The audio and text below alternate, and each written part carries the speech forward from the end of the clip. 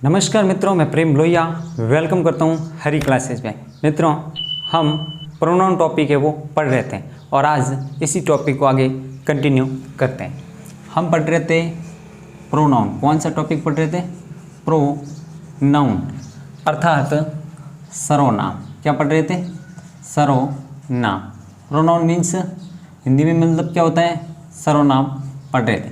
इसी टॉपिक को आगे कंटिन्यू करते हैं और आज हम स्टार्ट करने जा रहे हैं जो वो है क्या? Demonstrative pronoun. कौन सा?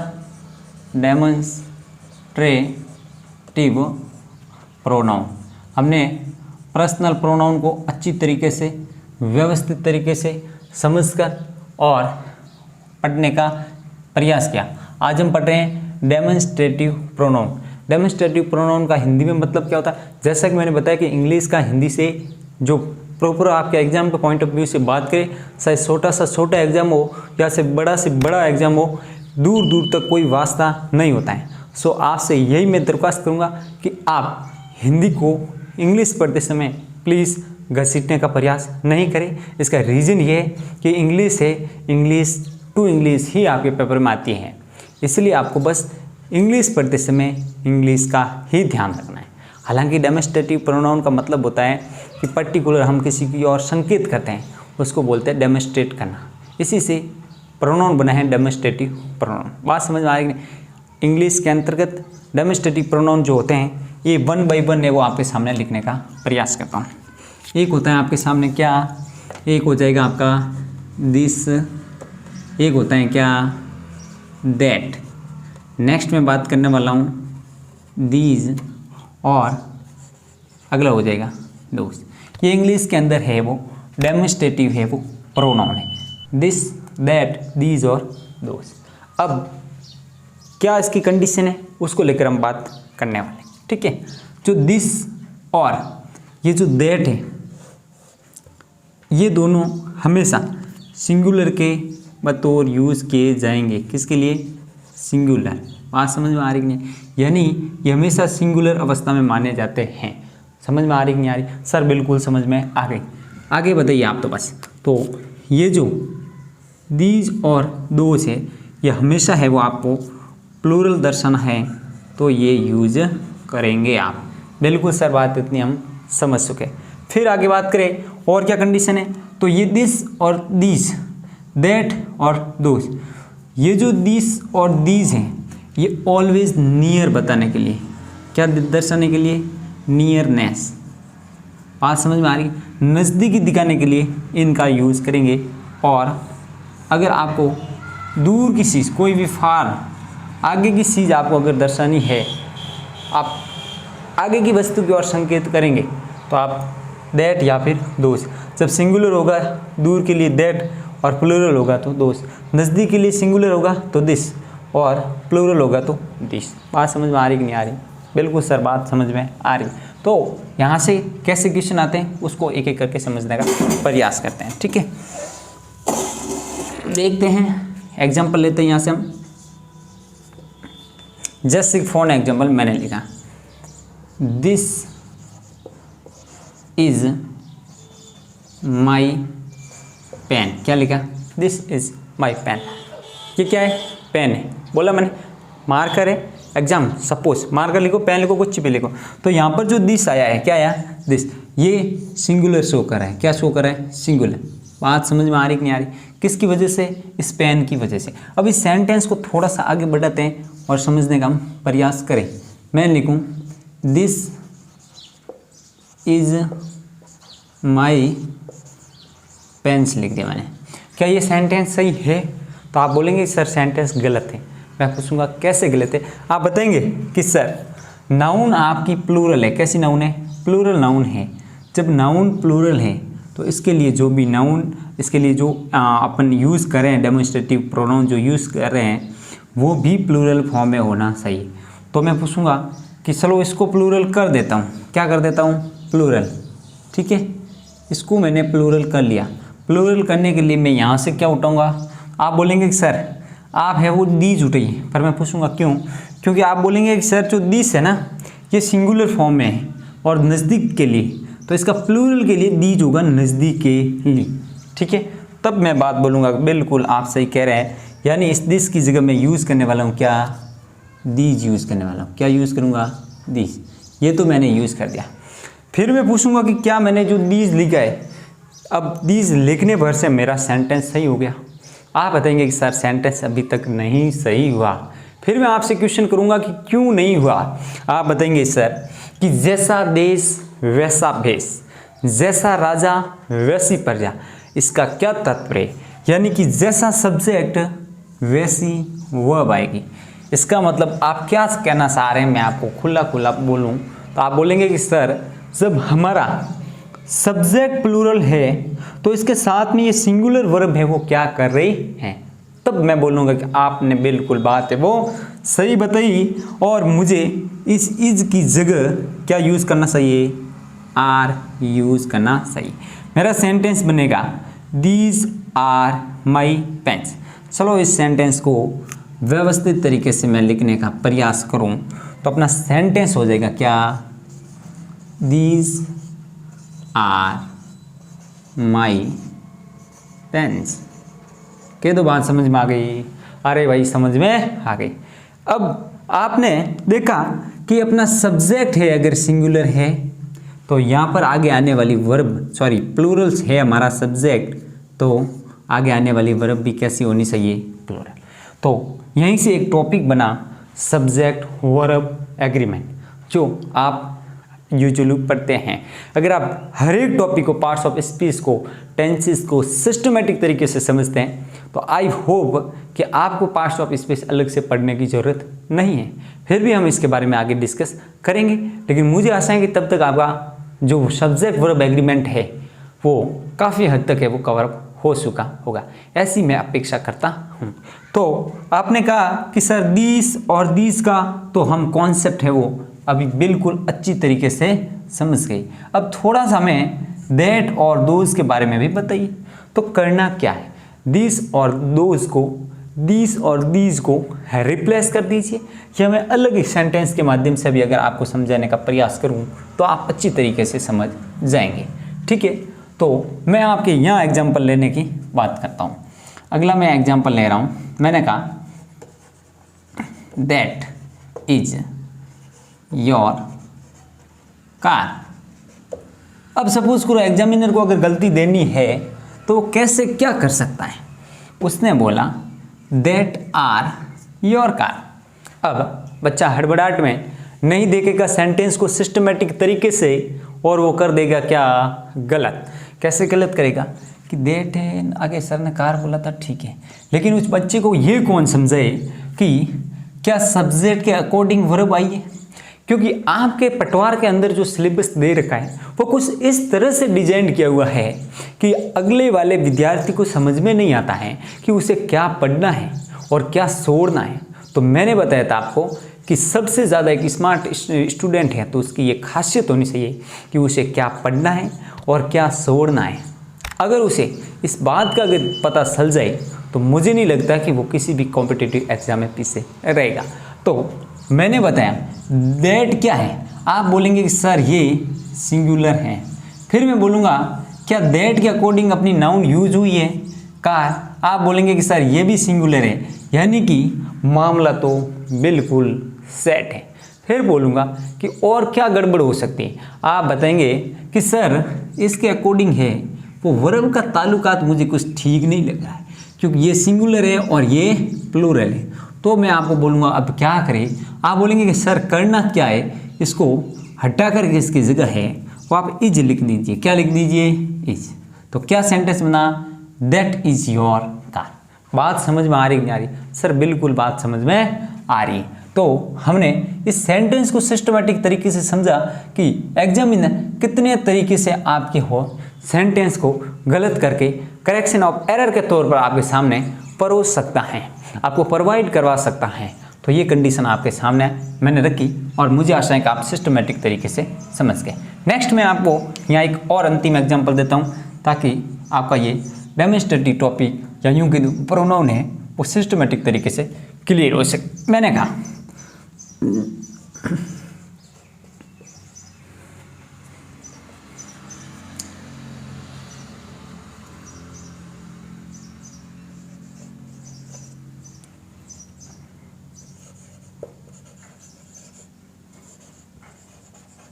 देखो सेंटेंस क्या लिखा, दोज वॉज लिव्ड है, क्या होगा, दोज वॉज लिव्ड है, क्या मतलब क्या होता है, वो यहाँ रहते थे। इस तरीके से बात होती है। इसका मतलब मैं कहूँ कि नज़दीकी चीज़ें तो मैं बोलूँगा this is my pen, this is my car. दूर की चीज़ें तो that is my car, that is my pen, that is my friend, this is my friend. I hope कि इतनी बात आप समझ गए। अगर प्लूरल बनाना है या आपको दर्शाना है कि कोई चीज़ बहुवचन में आपको बतानी है तो मैं बोलूँगा दीज आर माई फ्रेंड्स, और दूर हैं तो those are my friends. Understand, बात समझ में आ रही। ये सेंटेंस भले प्रेजेंट टेंस से ताल्लुकात रखते हो, पास्ट से रखते हो या फ्यूचर से रखता हो, इट डजेंट मैटर। मैटर करता है कि सेंटेंस का क्या अरेंजमेंट सही है, सेंटेंस के साथ में पर्टिकुलर पार्ट्स ऑफ स्पीच आ रहे हैं क्या, वो सब एकदम सही सिस्टमेटिक तरीके से उपयोग में हो रहे हैं। इन तमाम बातों को आपको ध्यान में रखना है। सेंटेंस अगर आपको, या यूँ कह दो कि इंग्लिश को अच्छी तरीके से आपको पकड़ बनानी इंग्लिश पर, तो एक एक वर्ड की, पार्ट्स ऑफ स्पीच की और तमाम सेंटेंस के अंदर दिए गए पर्टिकुलर वर्ड की बाल की खाल निकालेंगे आप, तो आपको है वो बिल्कुल है वो सिस्टमेटिक तरीके से समझेंगे। आप जब प्रोनाउन पढ़ रहे हैं तो आपके माइंड के अंदर नाउन का कॉन्सेप्ट होना चाहिए। आप कंजंक्शन पढ़ेंगे तब बाकी वाले जो पार्ट्स ऑफ स्पीच होते हैं उनका आपको हल्का फुल्का नॉलेज होना बहुत ही ज़रूरी है, क्योंकि नॉलेज होता है वो एक दूसरे से को रिलेट होता है। सो एक दूसरे से लिंक होने की वजह से पर्टिकुलर चीज़ों की हमें तमाम चीज़ों के साथ में सामंजस्य बैठाते हुए सबको साथ में लेते हुए आगे बढ़ना चाहिए। ठीक है सर, ये आपने सेंटेंस तो लिख दिया, लेकिन कैसे समझे कि कहाँ गड़बड़े। हिंदी अगर अर्थ देखूं, हालांकि परीक्षा के अंदर हिंदी का कोई ताल्लुकात नहीं होता है, फिर भी बताएं कि माइंड के अंदर आप समझ तो सकते हैं कि एक्चुअली सेंटेंस का मतलब क्या होता है। दोज वॉज लिव्ड हेयर, मतलब ये हुआ कि वो यहाँ रहते थे। पर्टिकुलर कोई भी थर्ड पर्सन लोग वहाँ खड़े हैं, उनको बोलूँ कि अपन दो पर्सन बात करें आपस में, और उन सेकंड पर्सन से मैं बोलूँ कि जो वो लोग हैं, कौन से वो लोग हैं, वो यहाँ कहने का मतलब है पर्टिकुलर इस एरिया में रहते थे। बात समझ में आ रही कि नहीं आ रही। किसी भी एक समूह है या 5-7 लोग रह रहे, या पर्टिकुलर वो फैमिली है अलग जो यहाँ से माइग्रेट हो गई है, यहाँ से कहीं दूर चली गई है, उसके बारे में अपने फ्रेंड को, किसी भी व्यक्ति को बताना है, बात उसके बारे में हम बात कर रहे हैं। और एक ऐसा टाइम आया कि हमें बताना पड़ा कि उन लोगों का यहाँ से क्या ताल्लुकात रहा है, तो आप उस पर्टिकुलर व्यक्ति से बताएंगे कि वो लोग यहाँ रहते थे। मतलब ये हुआ कि पास्ट की बात है। बात समझ में आ रही कि नहीं आ रही है, क्लियर समझ में आ रही। तो आप बोलेंगे कि सर बिल्कुल बात तो समझ गए, लेकिन हमें अब क्या करना है, तो बताइए क्या है, प्लूरल। इसके अकॉर्डिंग वॉज आएगा वर, आप बोलेंगे कि सर वॉज नहीं आएगा, क्या वर। इतनी बात समझ गए है या नहीं सर? बिल्कुल समझ। इसी के साथ में इन तमाम एग्जाम्पल के माध्यम से मैंने डेमोन्स्ट्रेटिव जो टॉपिक है इसको अच्छी तरीके से, मेरा प्रयास रहा है कि आपको समझ में आया होगा। सर हमें इतनी बात तो बिल्कुल समझ में आ गई, अब है वो आप आगे बढ़िए। ठीक है, तो फिर आगे बढ़ते हैं और इसको प्रोनाउन को कंटिन्यू करते हैं आगे की ओर।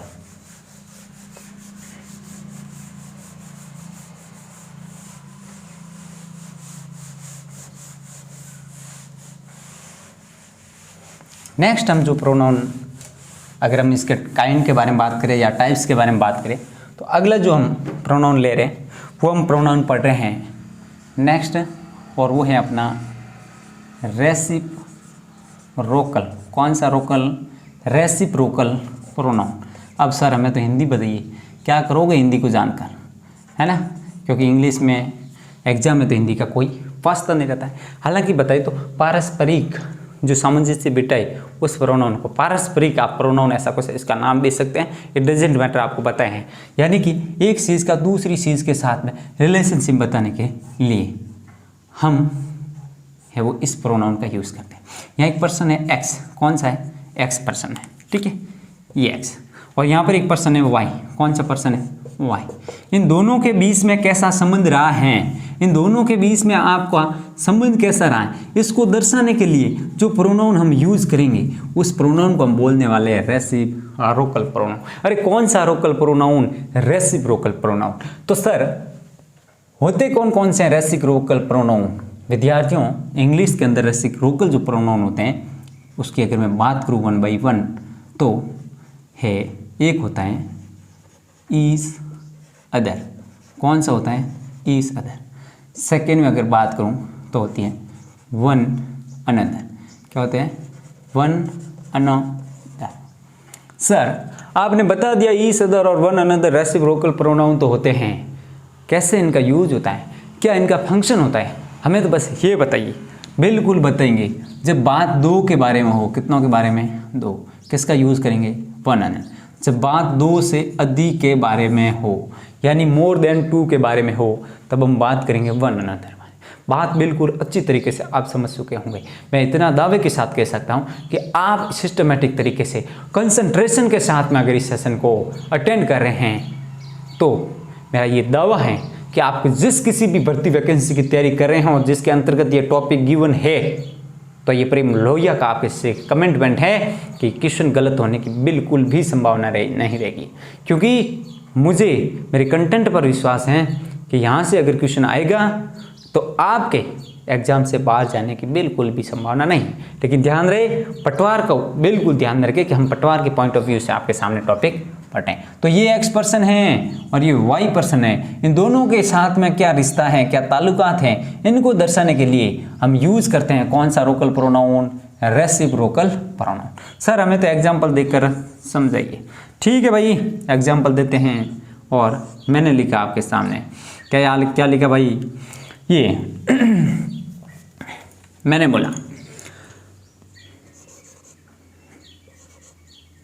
बोला राम एंड, नेक्स्ट बोला श्याम। क्या बोला? राम एंड श्याम आर या फिर इज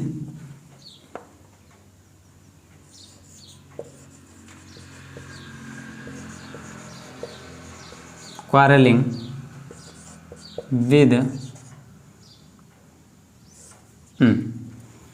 एक सेंटेंस मैंने दिया। नेक्स्ट सेंटेंस लिख रहा हूं मैं,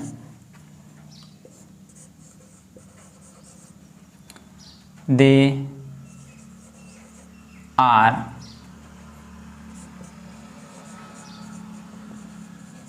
टॉकिंग विद, ठीक है,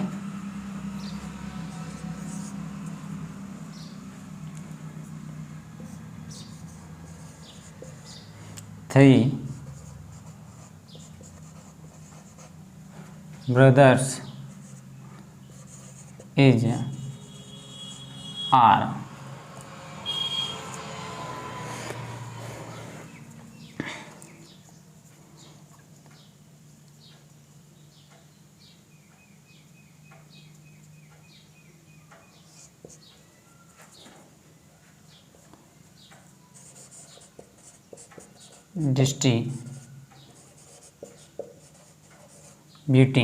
डिस्ट्रीब्यूटिंग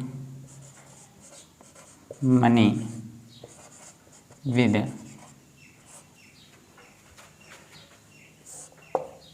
अब ये जो मैंने तमाम सेंटेंस दिए, इन सेंटेंस के माध्यम से आपका कॉन्सेप्ट क्लियर हो जाएगा कि यहाँ से अगर रेसिप्रोकल से क्वेश्चन आएंगे तो उसको हमें कैसे हैंडल करना है। तो देखिए क्या लिखा, Ram and Shyam is are quarrelling with. अब ये इज आर देने का मेरा एक ही औचित्य है कि आपके इसके साथ में इसकी भी समझ विकसित हो। ये राम कितना है? एक। श्याम कितना है? एक। कितनी यूनिट हुई? दो। इस हिसाब से क्या आएगा? आर। इस दो आने वाला नहीं। जस्ट आपका कॉन्सेप्ट के लिए कि आप है वो तमाम पार्ट्स ऑफ स्पीच को साथ में एक साथ में समझे से बिटे हुए समझे। तो ठीक है, राम और श्याम दोनों को मिलकर क्या बन गया सर? प्लूरल बन गया। प्लूरल बनने की वजह से ये हुआ, खैर छोड़ो। है कितना? दो। दो के लिए कितना किसका यूज़ करेंगे? ईस अदर। आँख मीस करके आपको लिखना है यहाँ पर ईस अदर। इतनी बात आप समझ गए? सर बिल्कुल समझ गए। अब दे आर टॉकिंग विद, दे से पता ही नहीं चल रहा है हमें कि दे कितने हैं। बात समझ में आ रही है कि दे से हमें पता ही नहीं चले तब हम इसको प्लूरल तो मानेंगे। बात समझ में आ रही? जब पता ही नहीं चल रहा है तो प्लूरल के अंतर्गत हम प्रायोरिटी किसको देंगे? तो यहाँ पर लिखेंगे सर वन अनदर, क्योंकि हम यूँ नहीं कह सकते हैं कि भाई दो है। बात समझ में आ रही कि नहीं आ रही? खैर एग्जामिनर है वो ईच अदर दे तो फिर दूसरी बात है, लेकिन कंडीशन बन जाएगा हम वन अनदर के साथ में जाएंगे। ओके, आ रहा है इसके साथ में कोई दिक्कत नहीं। 3 ब्रदर्स, कितने ब्रदर्स, 4 भाई है। इज ये आर, 4 हो गए तो प्लूरल हो गया, ठीक है, इस वजह से इज तो आएगा नहीं, आर सही है। डिस्ट्रीब्यूटिंग मनी विद, एक दूसरे से क्या बांट रहे हैं, धन एक दूसरे में है वो धन है वो क्या कर रहे हैं, बांट रहे हैं। क्लियर, बात समझ में आ रही कि नहीं आ रही सर? बिल्कुल बात समझ में आ गई। तो यहाँ पर 1 से अधिक 2 से अधिक होने की वजह से हम क्या लिखेंगे, वन अनदर। बात इतनी समझ में आ गई सर? बिल्कुल बात हमें समझ में आ गई। तो हमने आज 2 प्रोनाउन क्लियर किए। एक हमने प्रोनाउन देखा कौन सा, फर्स्ट ऑफ देखा डेमोन्स्ट्रेटिव प्रोनाउन, सेकंड हमने प्रोनाउन देखा वो देखा रेसिप्रोकल प्रोनाउन। इस क्लास को आगे और बढ़ा सकते हैं, समयाभाव और इसके अलावा ये वीडियो काफ़ी ज़्यादा लंबा हो जाएगा। ये क्लास लंबी होने की वजह से मैं चाहता हूँ कि छोटे छोटे टुकड़ों में सिस्टमेटिक तरीके से वो कॉन्सेप्ट को क्लियर करें। आपसे दरख्वास्त है कि आप ये वीडियो को नोट्स बना करके अच्छी हैंड रिटन, अपने हैंड रिटन में व्यवस्थित तरीके से लिखे और उसके बाद में इसको more and more time revision करें तो आपका कॉन्सेप्ट बिल्कुल क्लियर हो जाएगा। तो साथियों मिलते हैं अगले सेशन में, तब तक के बने रहिए हमारे साथ में और इस चैनल को लाइक, सब्सक्राइब और शेयर जरूर करें। थैंक यू, धन्यवाद।